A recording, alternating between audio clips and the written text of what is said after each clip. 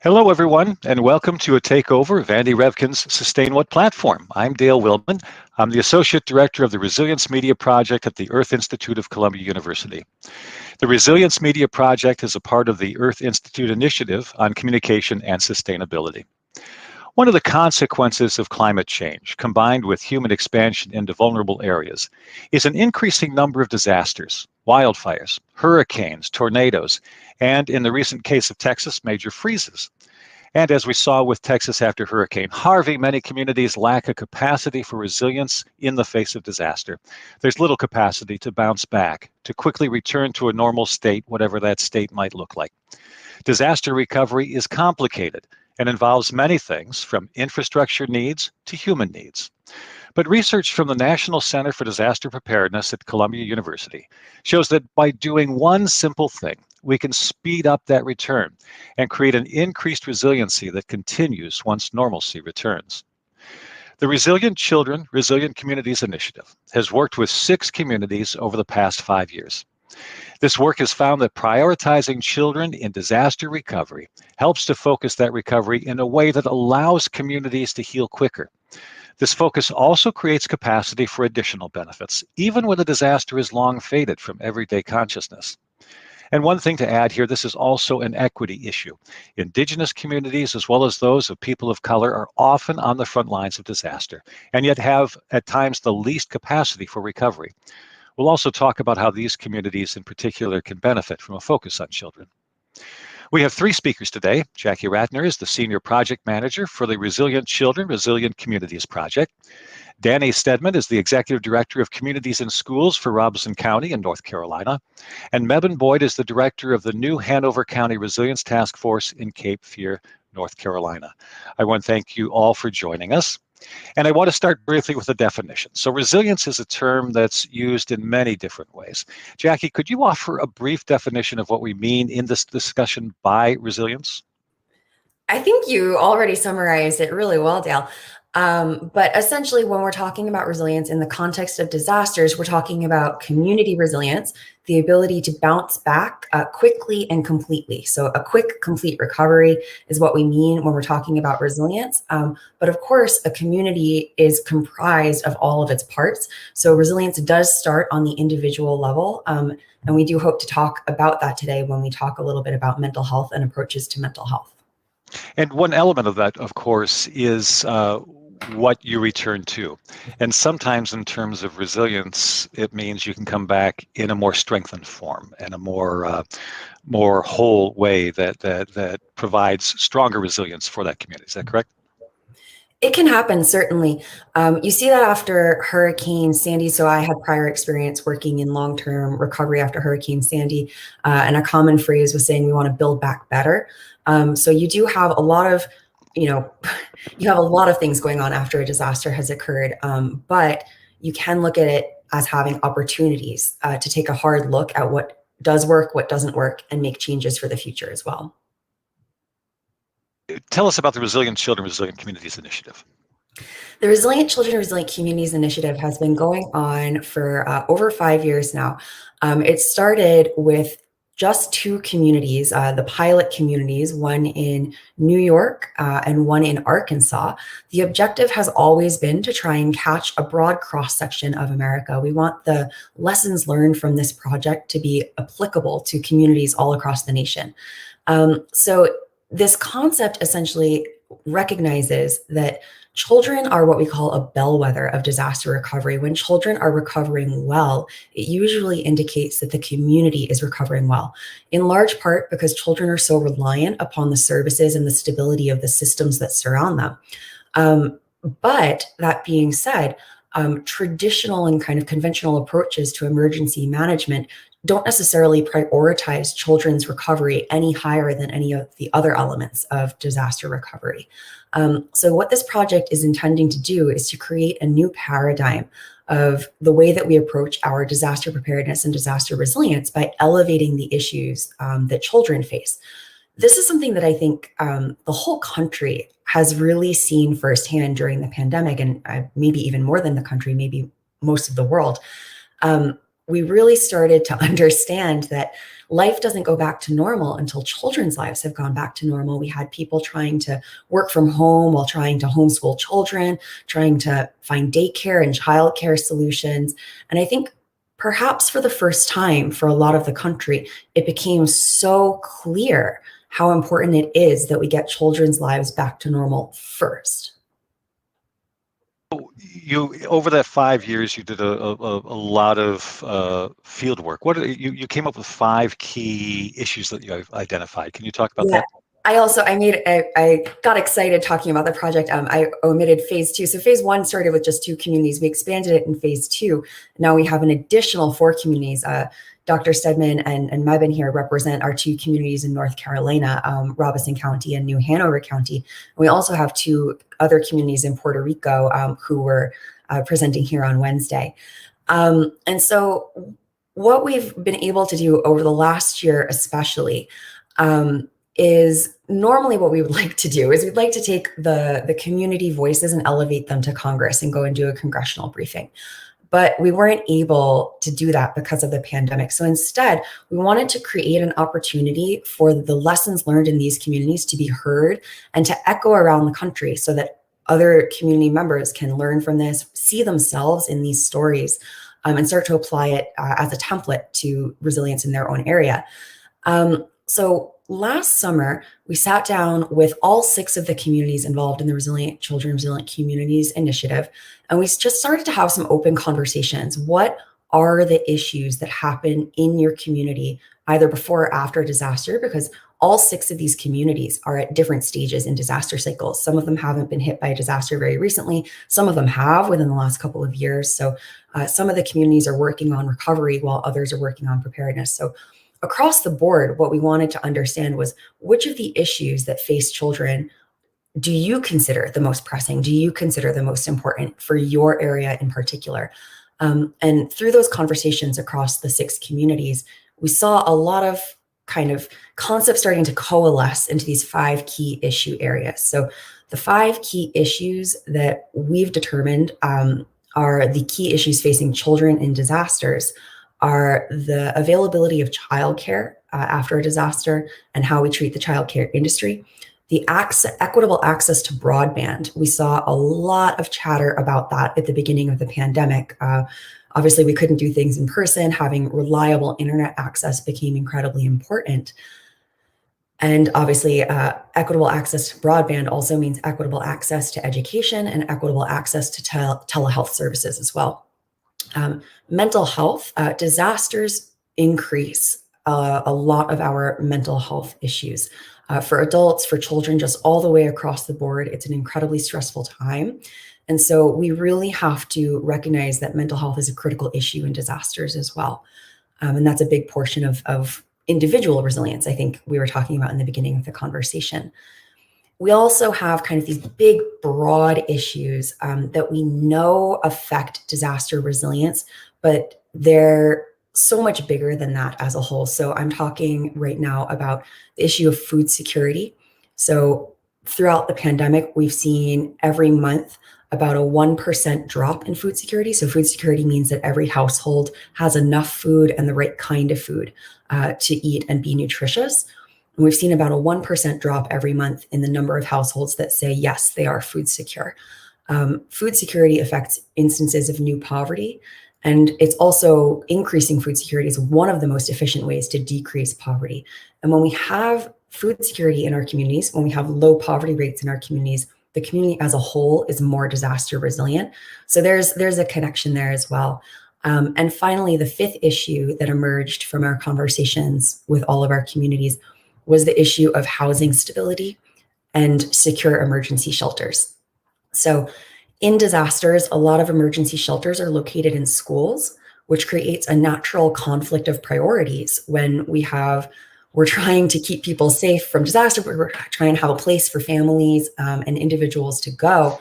But at the same time, we need to return children's lives to normal, and we can't do that for as long as we have emergency shelters in schools. As well as this whole concept of stability for children is really important. So making sure that kids feel that there's a semblance of normalcy, that there's a semblance of routine, that there's things that are still familiar to them. And so emergency shelters, we try and encourage a setup that is very welcoming to children and families. And we also try and encourage overall housing stability so that we can minimize reliance on emergency shelters. If people have very stable housing situations, then in a disaster, we don't have to find a new place, a new safe place for them to go necessarily, which overall can be beneficial for children. So these are our 5 key issues that we've identified as facing children in disasters. And we're going to focus on 2, and I want to bring our guests in just a second here. We'll be focusing primarily on child care and mental health, but I want to really emphasize the access to broadband, because this is something that I think is really frustrating, in part because of the language that is used. When you hear about broadband, what you hear is a figure that is not realistic, that 89% of the public in America now has access to broadband. But you have to parse that and understand what access means. So if, for instance, I live up near the Adirondacks, and there are many people in the country there who the fiber optic runs past their lane, but it's $30,000 to extend that into their house. Technically, they have access, but reality, they don't have access. And then, of course, people who can't have the income to pay that monthly fee. So that 89% drops quite drastically in rural areas, in impoverished areas. So that access to broadband is remaining a huge issue, as we've seen over the last year with pandemics and schools online, and so much access required to be online as we're physically isolating and distanced from each other, that I think that's laid this bare even more so than when you began 5 years ago. So let's talk about childcare. Which disasters have affected your communities in recent years? Mabon, you want to start with that? Sure. COVID, I think, is one we've all experienced, and we can talk about that for the last about 15 months. But in the fall of 2018, New Hanover County and much of southeastern North Carolina was affected by Hurricane Florence. And it was following that disaster that we were contacted by Columbia National Center for Disaster Preparedness to begin this project, Resilient Children, Resilient Communities, learning how a community prepares for disaster in the context of recovery. So what we have found is that because we had such a recent experience with disaster, that our community was ready and enthusiastic about joining together to make sure we were better prepared for the next one. And I don't know if you need to go on into the childcare topic on this, but one of the things we talked about as we got started on this was taking a look at child serving agencies at post Hurricane Florence. Just having this as a topic of discussion helped us realize, oh my gosh, we really don't prioritize opening the child serving agencies to take care of children after a disaster. So for example, the Communities in Schools building in New Hanover County that provides childcare, after school care to children K through 12, was almost at the bottom of the list to get electricity restored to the building.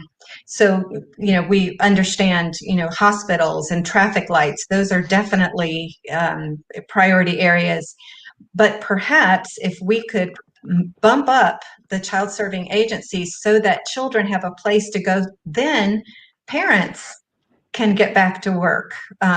So it was really eye-opening for me to have these discussions around how low we prioritize the needs of child serving agencies.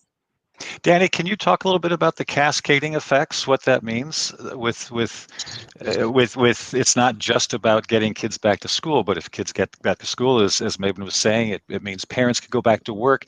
There are a lot of cascading effects that I think you're finding in this work, even with something as simple as getting childcare up and running again.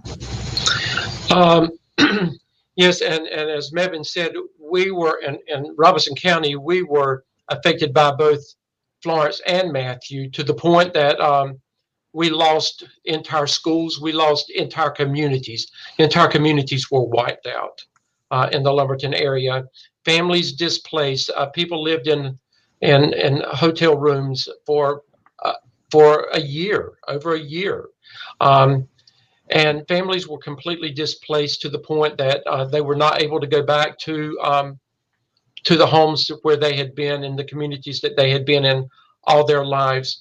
Children were displaced to the point that the schools and the neighborhoods that they had always been a part of, they didn't exist anymore, and they had to be relocated to a new environment that was entirely new to them, people that were new to them, and surroundings that were completely new to them.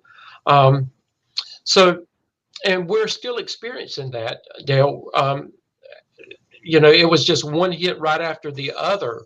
And then when COVID came, it was just like the icing on the cake. They had been, battered down because of the natural disasters. And when COVID came, it just escalated everything that we had already been working with. We couldn't recover from one thing before something else was happening.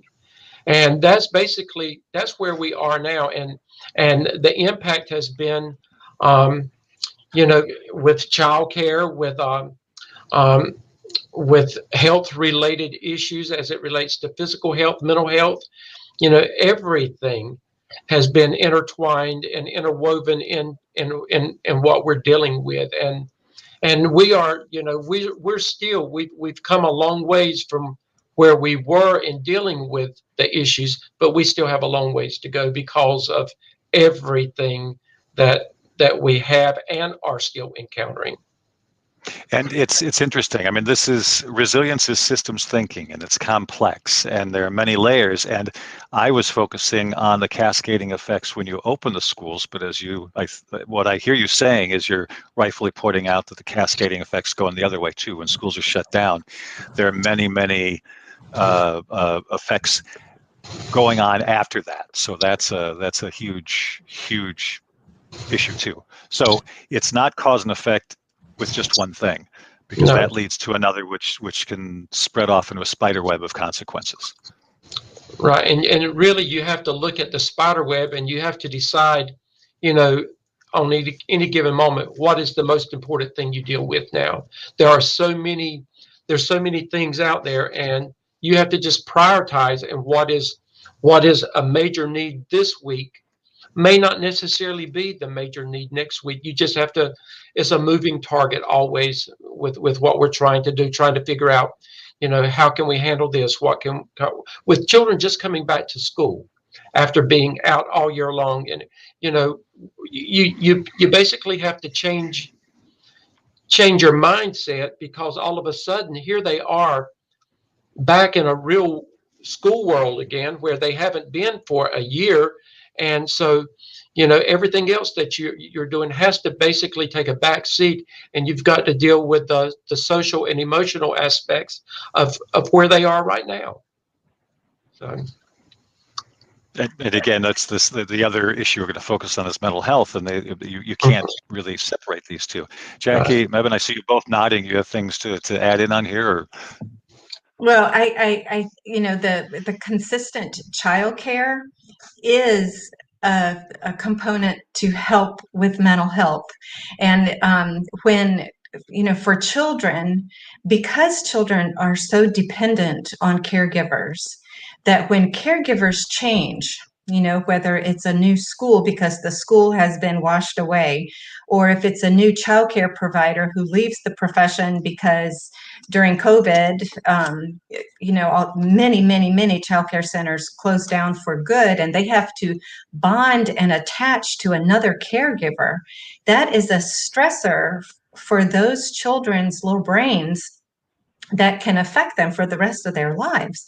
And I think you said, Dale, how interconnected these things are, from childcare connected to mental health, connected to economic rebounding. It's all connected intricately. We can't do one thing without thinking about the other. And Dale, and I would say, and Mevin probably can attest to this as well. When I think about my county, Robeson County, if you look at the 100 counties in North Carolina, if you look statistically at things, we're 100 out of 100 in a lot of those areas when it comes to health issues, when it comes to the low socioeconomics, when it comes to education, when it comes to, and I could go on and on the list. We're, so you're already dealing with, all those bottom factors as it is, and then to escalate it with everything else that's going on. And with what we're doing with the coalition is, as we're looking at the toolbox that has been created, we've basically the last 2 years have gone into it, and we've tried to see with the agencies that we have in Robeson County, we've tried to see, okay, this is what it should look like. This is what you should have, but what do you have, and what does it look like? And we have found that, there may have been some things there, but they were obsolete. Dust on them, nothing had really been. So the last 2 years has really helped or 3 years has really helped to bring an awareness countywide. The people that have been working with this have done an excellent job, just making an awareness and bringing things to the surface and going back and trying to build an infrastructure that will work whenever we are faced with these things. But but like many things, this initiative is ending. Thankfully, they were able, because of COVID, to extend it until June. But it's ending. And what happens many times is all the good work that you've done goes away sometime when there's not a driving force behind it. And, that's what I'm afraid of. A lot of work has been done. But, what's going to happen when the Mevins are not there, and and the different people. Now, we were fortunate. When I came on board about a year ago as the executive director, I saw an opportunity, and I applied for a grant through the KB Reynolds Charitable Trust in North Carolina. And thankfully, I have been awarded that grant at the tune of $330,000 over the next 2 years, which is going to allow us to take everything, Mevin, that has been done over the last 2 years, and we're going to be able to continue that and take it to the next level. And one of the things that I have chosen to do is I took the area of our county that was hit hardest by everything that has gone on over the last 4 or 5 years with the hurricanes and with COVID. The South Lumberton area, that's where the school was completely destroyed. That's where the communities were destroyed. And I'm going to be able to hire someone, and I found somebody that's going to work for me that is actually from that community, retired from that community, lived in that community, was displaced as a result of the hurricane and had to move because her house was destroyed. And a church is in that community. So she's going to become my advocate to try to begin educating the parents in that area so that they can know what's in that toolbox as it relates to Robeson County, and how they can hopefully, there's generational cycles there that we want to break. And, we can only do it one parent at a time. But when you educate the parent, you're helping the child. And that's what we're looking at. If we can educate those parents, if we can help turn them around, then they're going to make a difference. It's going to make a difference for their children.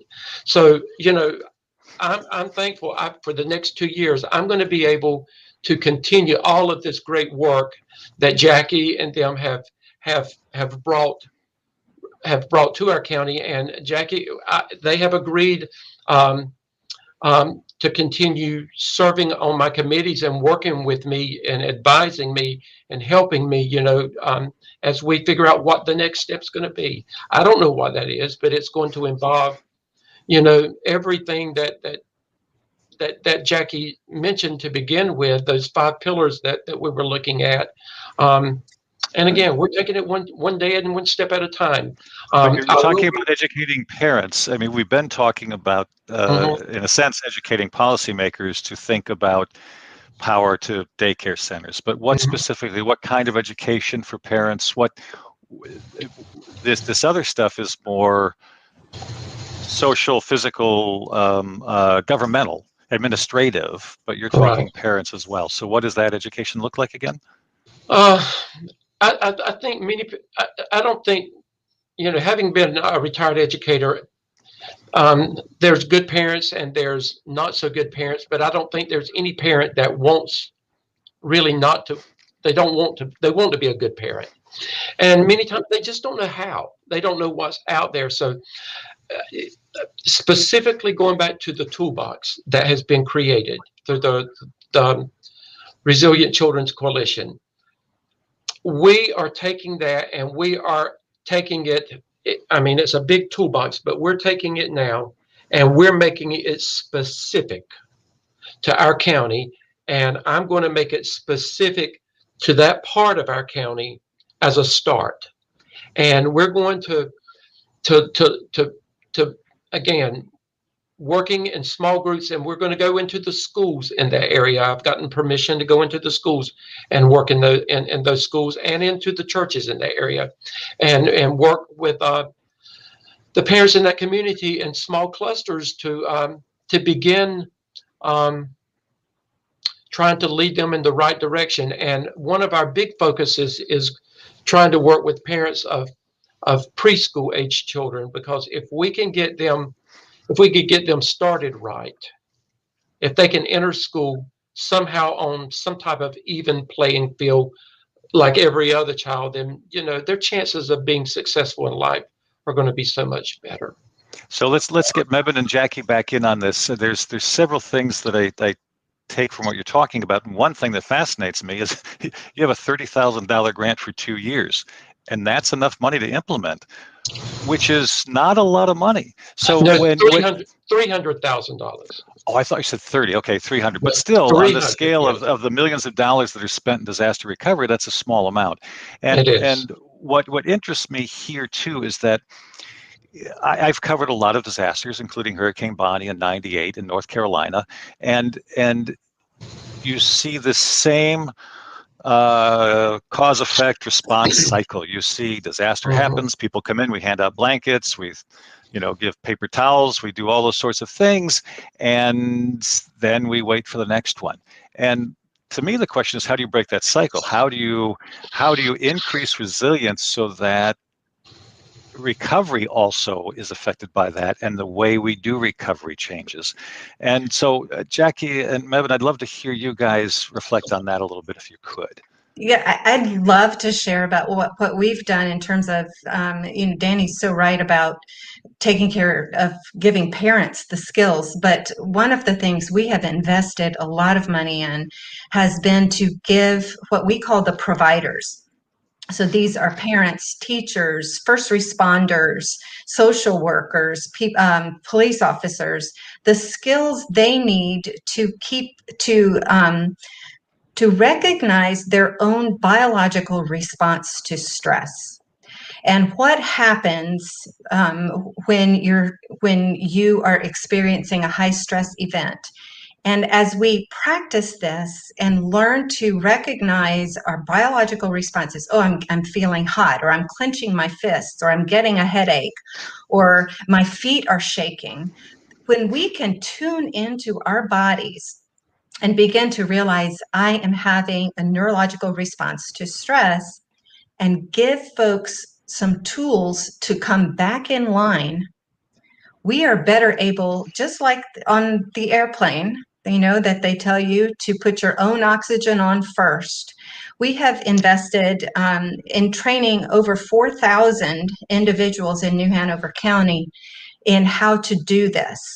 And we chose purposefully to invest in our providers first before we went to others, because they're the ones who are encountering children in stressful situations.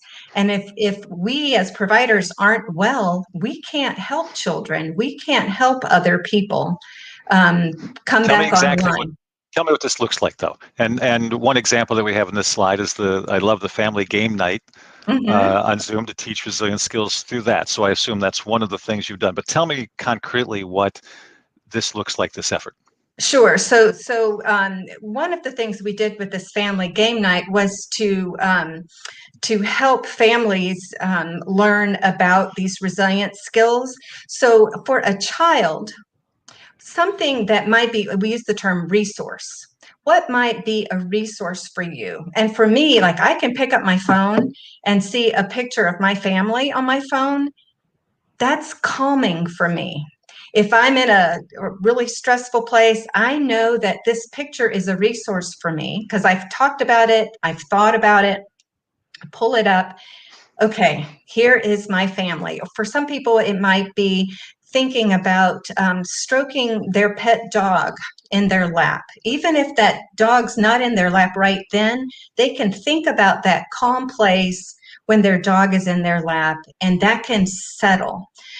There's some other, and so at that family game night, we did things like go on a scavenger hunt in your house and bring a resource. This was all done during COVID, as you can see. Bring a resource back to share with the other families. Is it your teddy bear? If you're a child, what's your resource? If it's an adult, what is it? It's this picture of me with my mom when I was a little girl, or whatever it is. Just recognizing and learning what your resources are. There's other tools we've taught too, like we call them rapid reset tools. Getting a cold glass of water and swallowing that can reset your body because it's different. It's cold, the temperature changes. You're doing something that you have to swallow. When we're in a high anxiety place, it's really hard to even swallow. We're just like amped up completely. But getting a cold glass of water can be what we call a rapid reset, get you back into that calm place. So we've been giving people, this is not a licensed therapist session with a counselor, but these are tools that you can have in your toolbox that can help you come back online and reset biologically. But the power of this too, one of the reasons I love these sorts of techniques too, is that it's not just for disaster. You can use this in many other aspects in their lives, and kids, especially in poor communities, have other stressors that many people may not, and these techniques can also help them in coping with that. So you're teaching stress techniques, but this moves us into mental health as well, because if that stress is persistent and long-term, it can lead to mental health issues as well. So Jackie, I suspect you have a lot that you want to add into what we've said here, and then why don't you do that, and then we can move this into the mental health realm as well. Sure. Yeah. So you started asking a question earlier, Dale, about kind of the way that we respond to disasters. We're putting so much emphasis on what we do after disaster to recover from disaster, to set up all of these different resources. I'm using that in a different way than Mebane was just using resource. But what both Mebane and Danny are getting at is that we have to shift this. We have to move our efforts to being pre-disaster. That's really where resilience comes from. So the whole concept of being able to recover quickly and completely, that's based on how well prepared you are. And when you're really well prepared and you've thought this stuff through in advance, that's how you're able to be more resilient. And I think this is something that everybody's familiar with, at least on an individual level. kind of recognizing, oh yeah, I planned for something. So then when it happened, I was prepared, I felt okay, and I was able to get, back on my feet, whatever it might have been, even if it's just like you spilled some coffee on yourself, but you keep a spare shirt in the office or something like that. We're aware of how planning ahead enables us to get back to normal faster. And I love the resources that Danny and Mebin are talking about. They're talking about being able to do that from an individual level to a programmatic level, and then all the way up, how that translates cumulatively to a whole community being more prepared and therefore being able to be more resilient as well. Are you seeing any movement in government to begin to incorporate this at either the state level or county level, as Danny, as you're doing and with your grant? But do you see any way to incorporate this or movement to make this happen? I'll talk about the top down, and then the local level, I think, is the most interesting piece of it. We are starting to see some change. It's remarkable, truly, how young our approaches to all of this really are. I mean, the whole field of disaster science didn't really kick off until after 9/11. So we're talking about, in terms of disciplines and dealing with solving these complex problems, we're talking about a pretty young discipline here that we're trying to study and get a grip on. And so it's taken a while to kind of wrap our heads around it and get a handle on it. And it's only been really within the last 5 years where we've started to see a shift of resources at the federal and the state level, but particularly at the federal level, to focus more on resilience and kind of shifting some of this focus out of reactive mode and into preparation mode. We're seeing some more money being funneled into resilience-related programs, sustainability-related programs, and kind of overall, our approach is starting to change, but change at that giant macro level can be pretty slow. I think sometimes things can happen faster on a community level, and we do see this in after disasters. We see community members like Danny and Mebin and the task forces that they work with. We see them step up and say, I know my community really well. I know what we need, and we're going to go and mobilize and start to create change on a local level. So I know Mebin and Danny both have these task forces that they're working with that have mobilized, that have changed kind of this paradigm, and I'm sure they want to talk about it. Please, Mebin. In New Hanover County, we have now, there's a resilience officer who works for our county. The 1,800 members of the New Hanover County staff have a mandatory resilience training that is part of their employment. And so they trained everyone over the last year and a half. And now anyone who is a new New Hanover County employee, as part of their onboarding, receives this. It's a short 90-minute session, but it's about your physical resilience and how important that is. And it's become a part of the culture of our county government. And I think this would not have happened if we hadn't had the learnings of Hurricane Florence, where staff had really been exposed to a lot of secondary trauma and firsthand trauma through Hurricane Florence. And Danny, you're looking at our website, which is nice. Thank you for bringing that up. Where if anybody's interested in learning more, you can learn about the trainings that we're offering and the systems change that our different systems are working to enact this. And Danny, you talked a little bit about this earlier, but is there more you want to add about implementing this on a county level? Yes, and Mebin, you've given me some good ideas already as we move into the next phase of what we're going to do. I like that, and I'm going to spend some time looking at what you have already done, and need to get your phone number so I can call you after all this is over with and pick your brain a little bit. Anytime. Okay. Great. All right. So we've touched on this a bit, but let's move more into how disasters affect mental health in children. So can we talk about that now? Who wants to start with that, if you could? On So I can just talk about the statistics, but I know that community members often have a much stronger kind of boots on the ground viewpoint. But statistically, through the pandemic, we've seen about a 30% increase in severe emotional disturbances and pediatric mental health emergencies. So it definitely affects children very strongly. And as Mebin mentioned before, it can be something that kids carry with them the rest of their lives. If we don't do a good job addressing trauma right when it occurs, it can be something that we see kids carrying with them forever. And we have this whole longitudinal work that we've done following children after Hurricane Katrina, and you essentially have kind of this lost generation of kids who struggled not just in the immediate aftermath, but for years and sometimes for a lifetime.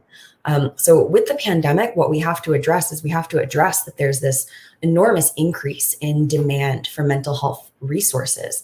But that's just a statistic, and statistics don't have a lot of heart to them. So let me pass it over to Mebin and to Danny to talk about what it looks like actually on a human level. And I've given this a lot of thought. We said they've gone back to school. Actually, they will start back on Monday after spring break. That's when they really come back to school. I don't think we have any idea the impact that this has had and is having on children until they get back into school and get the whatever the new normal is going to be for school, until we've had time for some time to play out. And this year is almost over with. I think that next school year is going to be major.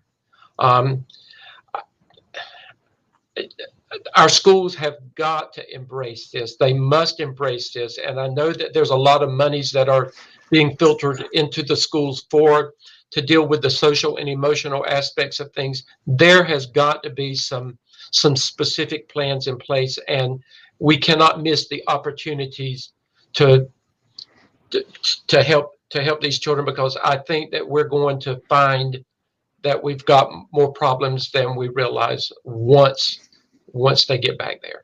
I really do.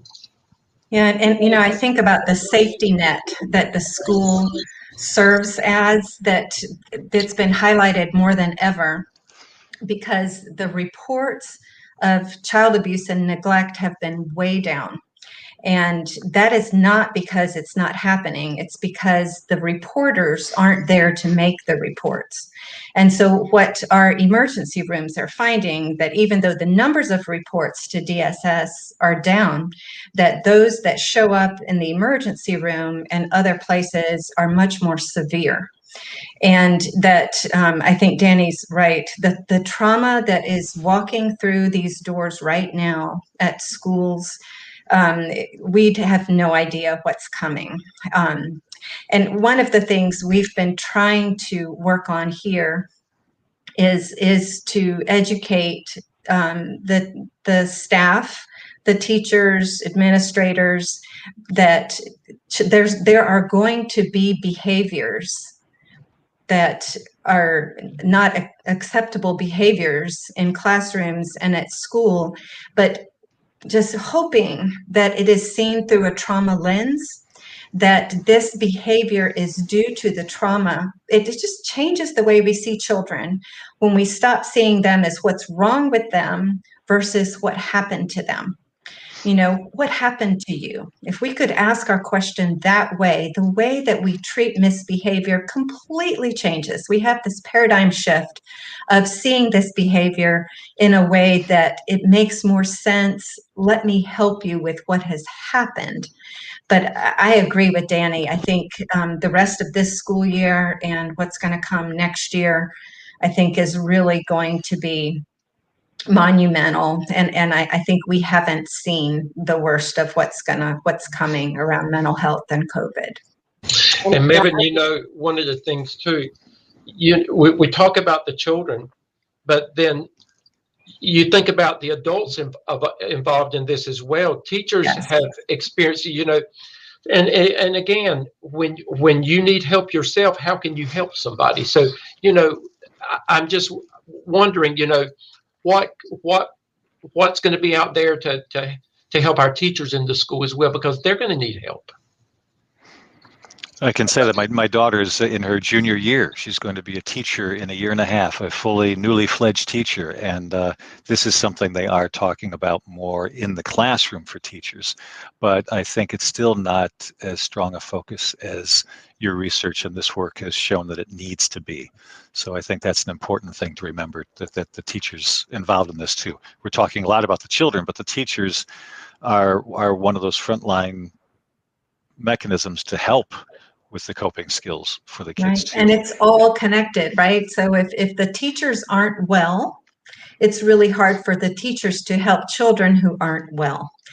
So, providing the skills and the time and opportunities for self-care for all our frontline workers, whether they're social workers or teachers or those who are working in the healthcare field. It's just critical that we take care of our providers.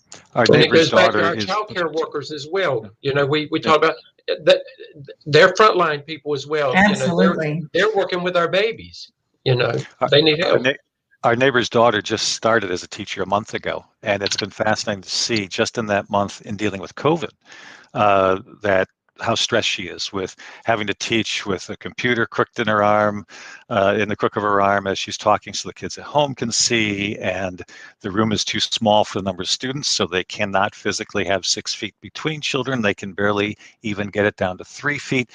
And the stress this is causing for her just in the month that she's been in there. Then when you layer on compound risk and you have a disaster happen, the stress becomes that much greater. Jackie, you had something to add in here?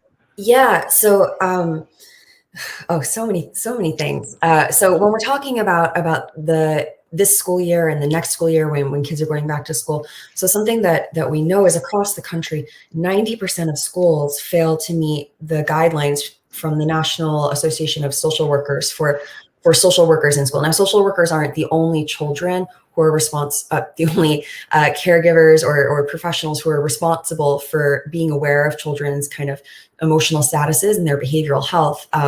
But what we do see is that there just aren't enough resources. There aren't enough resources in schools for behavioral health, mental and behavioral health. There aren't enough resources in communities. There aren't enough resources at the state level or at the federal level.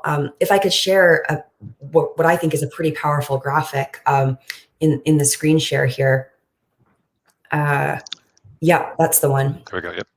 Yeah, so what we're seeing here is we're seeing the total amount of money that went to children in part or in whole from the American Rescue Plan Act. Now, the entire American Rescue Plan Act actually is much bigger than what we're just seeing here. So kids are just this section all the way on the right-hand half. It's only about 25% of overall aid. When we wanted to look specifically at what we're providing for kids, particularly for mental health, it is this itty bitty, teeny tiny little amount. It's just not enough. We are underfunding mental health across the entire country, but particularly pediatric mental health as well. It is just not enough. So one of our main recommendations for legislators to consider is increasing behavioral health resources. We need this across the board. We need it at the local level, the state level, and at the federal level. We also think that the approaches that we find in our Resilient Children, Resilient Community coalitions, the things that they're doing in New Hanover County that Mebane was talking about, the things that they're doing and going to continue doing in Robeson County that Danny is talking about, we agree with all of this as well. Expanding this trauma-informed approach that Mebane's discussing, treating children with empathy, with this understanding that everybody in the community has, so that we can change the culture around how we treat these issues. And then as well, these root cause practices. So understanding that so much of our mental health is interlinked to things like generational poverty and other inequities. So we really strongly recommend increasing resources across the board. And as well, supporting these root cause practices and these trauma-informed approaches. So I was just writing a couple of quick notes because I think that's important to highlight that. And I think it's important also to point out that as creatures, as human beings, we have a lot of resilience. Over the years, we've gone through many different things, but we're talking about an overwhelming force on top of that. And in many times, we're talking about compound risk. We're not talking about just one risk. It means that it's COVID and a hurricane, or it's poverty and severe flooding. So it's not just one thing that takes people down generally. There's a lot of layers that are complex that need to be addressed. So let's start talking about, we have a little bit of policy prescriptions. You've talked about just the funding available, but also how that funding is spent. So what other sorts of mental health focused policies do you think are appropriate? So it's one thing to say we need more money. Where does that money go? One of the things we have talked about recently a lot is the intersection of culture and trauma. So that racism is a trauma. It's a persistent, ever-present trauma for people of color. And working, we talked a little bit about equity earlier, but working to eliminate those microaggressions and policies that disadvantage communities of color are really an important part of legislating the reduction in trauma. And so I just wanted to bring up how important that is as we work to make our communities more compassionate and trauma-informed. But it's policy prescription that goes beyond disaster. So again, this is back to the complexity we're talking about, but has the added effect of increasing the capacity, the resilience to deal with disaster when disaster occurs. And we're talking about before something happens, right? We're not talking about the usual response, which is we go in afterward and put a Band-Aid on things. We're talking about that care beforehand, right? And I think we build our resilient communities not as the disaster is happening. We have to do that now, every day, so that when a disaster comes, like the building of resilience doesn't happen as the hurricane has just left and you've got your first blue sky. The building of resilience is way ahead of that, so that we've built strong community members who know what to do when things get hard. But here's the conundrum, because as animals, we focus on what's in front of us and what's happening now. How do you create a message? How do you create an effort that says we need to think broadly, we need to think systemically at these connections and work on them, because long term that will help us? We all feel overwhelmed with what's in front of us and the present. How do we get that message across and change a culture and a society that says focus on now and this other stuff will happen later? How do we start that? But I think you just gave the answer. You said we're stressed out right now, right? So how do you deal with that stress right now? You've had a really bad day at work. It's April 9th. There's no hurricane. You had a bad day at work. You've had to wait 4 lights on the corner of Oleander and College Road, and you're gripping that steering wheel to get through. What do you do with that emotion? What do you do with that stress? Oh, I've got some new skills. Sorry, I jumped in a little too quick there. That's okay. I love it when people throw my words back at me. And Dale, with as whoever the powers that be are approaching lawmakers for change, and as monies are being filtered into our schools especially,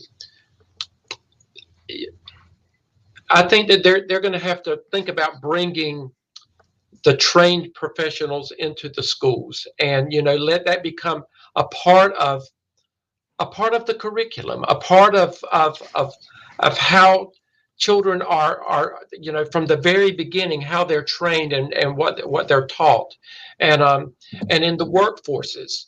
And it's got to begin somewhere. It could be in the schools with county government or whatever.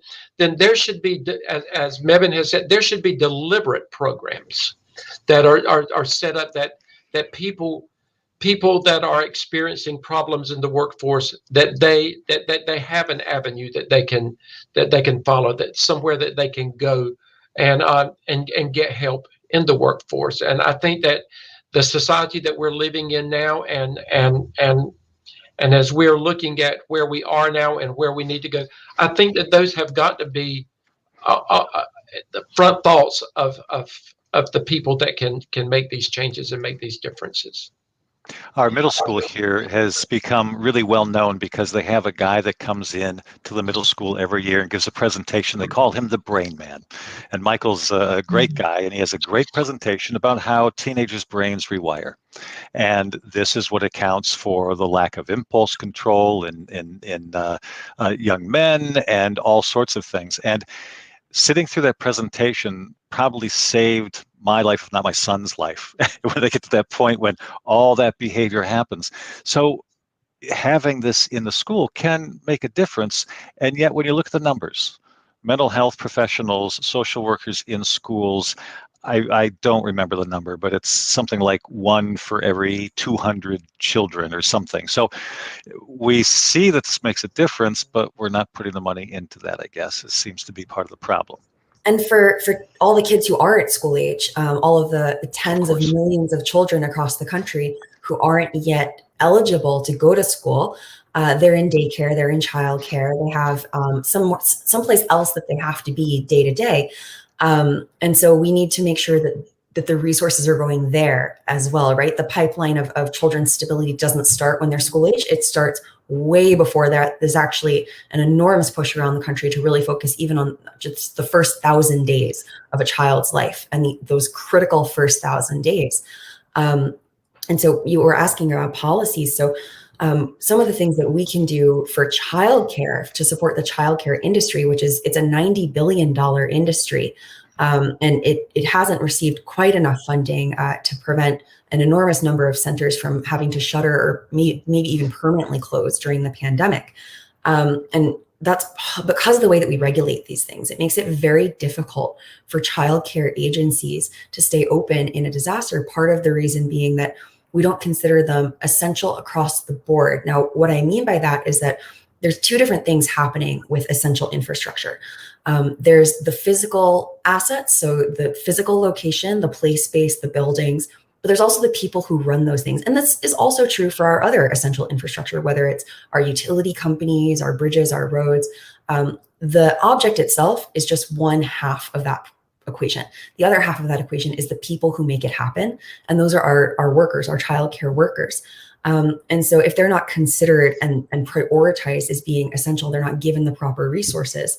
And a lot of the resources that they have come with so many strings attached that when a disaster happens, it's not flexible enough. The funding isn't flexible enough for them to adapt and immediately be able to change the way that they're approaching things so that they can do some of the things that Danny and Mebane are talking about.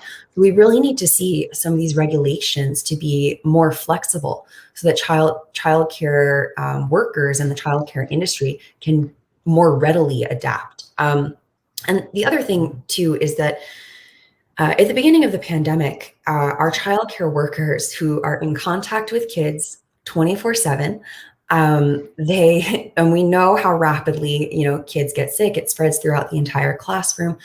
They're certainly at increased risk. It's undeniable, but they weren't counted as being at increased risk. And therefore they missed out on a ton of resources that were being provided for other workers who were considered to be at increased risk.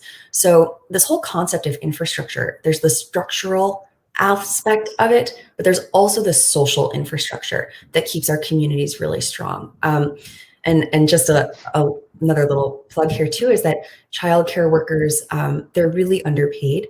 The regular wages for childcare workers are just too low, especially considering some of the the risks and the fact that we're putting children at risk. We want to make sure that the institutions that serve them are strong, that people can afford to keep their job, even when something else happens like a pandemic. And we're at our cutoff point, and I want to point out that you all agreed you could stay a few more minutes, and I'm immensely grateful for that. I want to get back to one quick thing here. This has fascinated me, the family night, and I just want to reemphasize what we've already been talking about. We've been talking about some prescriptions, and that is getting support into the classrooms, and that's a great way to do it. But this program, part of this is about creating stronger communities, and this community-based programming too, I think, is immensely powerful because you're reaching out to people who may not have those resources at the school, or if they have them, the parent can't get off work that night to go to the class or whatever. But here's an opportunity to reach them where they live and connect with them and with this important information where they live. And I don't want to downplay or lose that when we're also talking about more official resources in the classroom and through mental health outlets. So I just wanted to put a plug in for community-based programs too, because I think that's really significant, as you guys have found through your work. Mabon, is it? Yeah, yes, I appreciate you bringing that back up.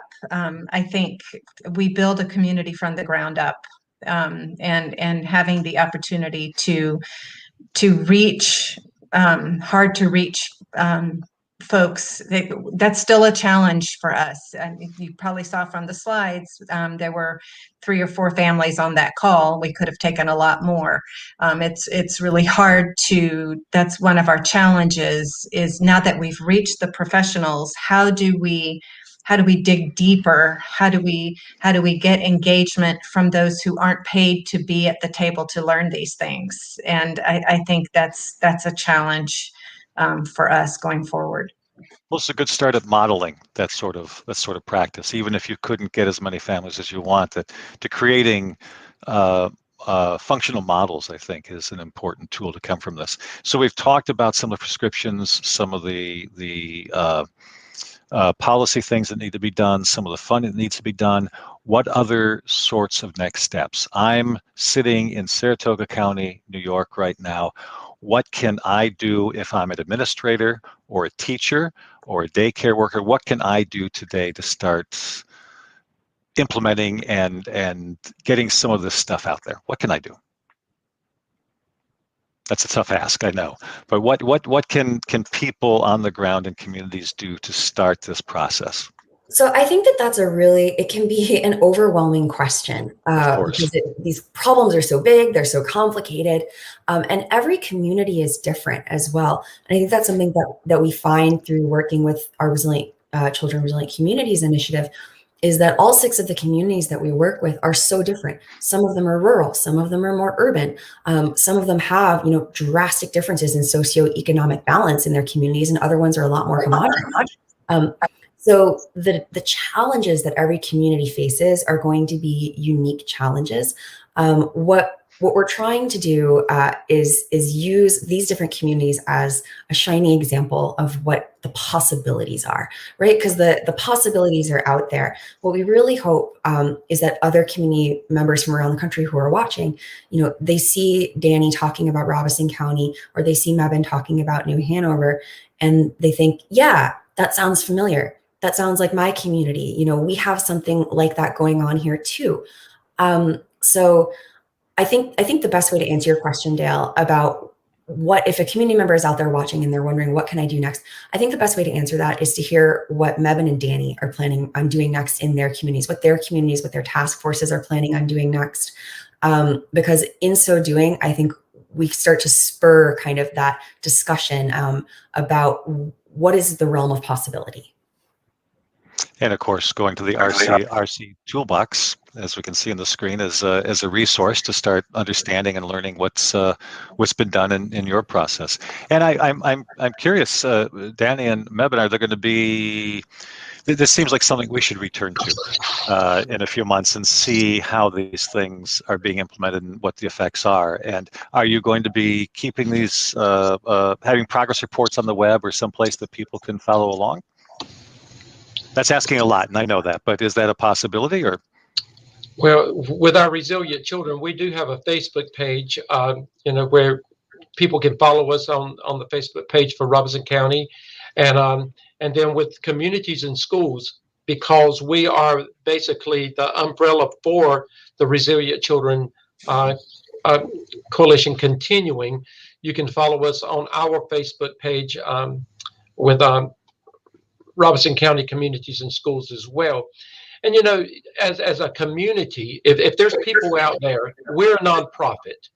And, so, we operate on, I do only what I can do based on the people in our great county that's able to provide funds and resources to us. That's another way that, if you're saying, how can I help, go to our Facebook page and financially, you may be able to help us to do more in the schools, to provide more resources in the schools. So there's ways that people can help, financially. That would be a big help. I'm sure, Mevin, you could use the resources as well there. Financial Always. resources. So that's a way that people could help as well. Okay. Any last words as we wrap up here? Jackie, anything you want to add about this, about the process? If I could just do a quick plug for the issue briefs that we did. If we head on over to the screen share, I'll just take us through. Where are you here? Let's see. I think that's it. Yep, that was Oops. it. Yeah. Oh. It keeps disappearing. There we go. Okay. So we have these issue briefs here. So as we mentioned, we have 5 different topics, and here we're just checking out the summary. You can hear straight from the horse's mouth what on each of these topics these community members had to say about it. If you'd like to check that out and understand kind of what it looks like and how diverse these sentiments can be across different communities, but also that there's these common threads that connect us all together. And so we have our guiding recommendations as well for all 5 of these issues. And you can do a deeper dive by checking out any one of the individual pages here. The issue briefs are designed as a resource for community members as well as for legislators and decision makers. So they serve to be a primer on any one of these topics, kind of to get the lay of the land and really kind of understand where we've been and where we hope to go. But also it's an advocacy tool. So if you'd like to say, I think this is an issue in our community as well, you can use these issue briefs as an advocacy tool along with the other tools in the RCRC toolbox to try and start to create change on a local level.